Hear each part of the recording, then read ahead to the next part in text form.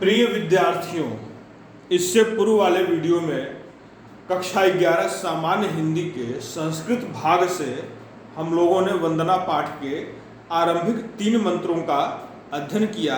अब बेटा ये जो चौथा है ये सिर्फ एक पंक्ति यहाँ पर ली गई है आप लोगों की पाठ्य पुस्तक में, तो हम लोग यहीं से देखते हैं और सर्वप्रथम इसका सस्वर वाचन कर लेते हैं। उत्तिष्ठत जागृत प्राप्य वरान निबोधत। अब बेटा इसको हम लोग देखते हैं। देखिए यहाँ पर लिखा हुआ है उत्तिष्ठत यानी उठो, जागृत यानी जागो, प्राप्य यानी प्राप्त कर लीजिए, खोज लीजिए, वरान का अर्थ होता है श्रेष्ठ, और वरान का अर्थ होता है श्रेष्ठ, और निबोधत का अर्थ ज्ञान प्राप्त करो। यहाँ पर देखिए शब्दों के अर्थ भी लिखे हैं। उठो, उत्तिष्ठत उठो, जागृत जागो, वरान का श्रेष्ठ, और निबोधत का ज्ञान प्राप्त करो। अब बेटा थोड़ा समझते हैं कि ये उठो और जागो में अंतर क्या है। सामान्य रूप में बेटा जो अंतर लेटे होने में और सो जाने में है, वही अंतर किसमें है? उठने और जागने में है। अब आप लोग सोच रहे होंगे कि यहाँ पर उठने और जागने का उपयोग किस अर्थ में किया गया है, तो बेटा अनुवाद देखेंगे तो ज्यादा समझ में आ जाएगा। उठो, उठो का अर्थ है शारीरिक रूप से तैयार हो। बेटा उठना क्या है? एक शारीरिक क्रिया है। हम बिस्तर पर लेटे होते हैं और हम क्या होते हैं? उठ जाते हैं। तो इसमें मूल रूप से क्या होता है? हमारी शारीरिक दशा में अंतर आता है, हमारी शरीर की जो अवस्था है उसमें अंतर आता है। तो यहाँ पे उठो से आशय शारीरिक रूप से तैयार होने से है। उसके बाद कह रहे हैं जागो। जागो क्या है? मानसिक रूप से तैयार होना। तो जाग जाना क्या है? एक मानसिक क्रिया है। जरूरी नहीं कि हर वो आदमी जो उठ गया हो वो जाग भी गया हो। तो छोटे बच्चे होते हैं घरों में ना, उनको लोग उठा देते हैं सुबह स्कूल वगैरह भेजने के लिए, तो खड़े खड़े सो लेते हैं थोड़ी देर। तो बेटा वो उठ तो गए हैं लेकिन वो जागे नहीं है। जागना क्या है? मानसिक क्रिया है। जब आपका मस्तिष्क बिल्कुल तैयार हो चीजों को ग्रहण करने के लिए, क्या है? जागृत अवस्था। उसके बाद कह रहे हैं और श्रेष्ठ। अब बेटा श्रेष्ठ शब्द, वर शब्द का अर्थ क्या है यहाँ पर? श्रेष्ठ से। लेकिन आप लोग जैसे जानते होंगे वर वधु शब्द भी होता है। वर शब्द का एक अर्थ क्या होता है? दुल्हे से होता है बेटा, लेकिन वो अर्थ भी किससे निकला है? श्रेष्ठ से ही। ठीक है, पिता अपनी पुत्री के लिए उसका चयन करता है जो श्रेष्ठ है, इसलिए उसे क्या कहा गया? वर कहा गया। इसी प्रकार से बेटा आप लोग जानते होंगे वरदान मांगना। लंबी तपस्याओं के बाद लोग मांगते थे। बेटा जाहिर सी बात, अगर कोई लंबी तपस्या करेगा तो कोई खराब चीज तो मांगेगा नहीं। क्या मांगेगा? अपने लिए जो सर्वश्रेष्ठ समझ में आएगा उसी को मांगेगा। इसलिए वरदान के अर्थ में वर हो गया, लेकिन उसका जो मूल अर्थ है वो क्या है? श्रेष्ठ ही है। श्रेष्ठ विद्वान गुरु। यहाँ पर बेटा श्रेष्ठ किसके अर्थ में आया है?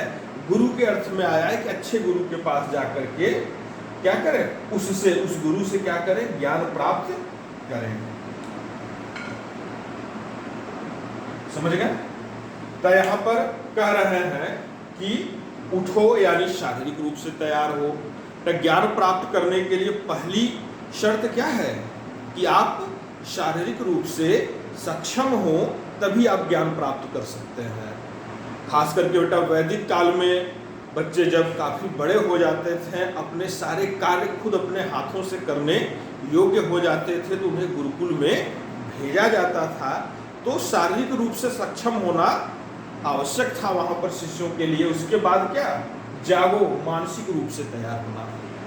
अगर बेटा कोई व्यक्ति ज्ञान प्राप्त करने के लिए मानसिक रूप से नहीं तैयार है, तो उसे पढ़ाने वाला कितना भी विद्वान व्यक्ति हो, उस पर कोई फर्क पड़ने वाला नहीं है। और उसके मस्तिष्क में थोड़ा सा भी ज्ञान नहीं जाएगा। बेटा इसकी तुलना शास्त्रों में की गई है झरने से नीचे रखे हुए उल्टे घड़े से। तो अगर किसी झरने के नीचे, जिससे हमेशा पानी गिरता हो, उसके नीचे आप किसी घड़े को उल्टा करके रख दें तो उसमें एक भी बूंद जल की जाने वाली नहीं है।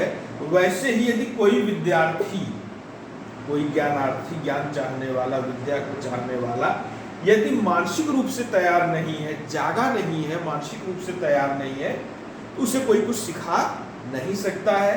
उसके बाद बेटा मान लीजिए आप शारीरिक रूप से भी तैयार हैं और मानसिक रूप से भी तैयार हैं, लेकिन आपको अच्छा गुरु नहीं मिला। अब बेटा अच्छा गुरु उस शिष्य की योग्यता पर निर्भर करेगा, समझ रहे हैं। अगर शिष्य का स्तर ज्ञान का है या ज्ञान की जो उसकी जिज्ञासाएं वो छोटी हैं, तो उसका काम एक सामान्य गुरु से भी चल सकता है।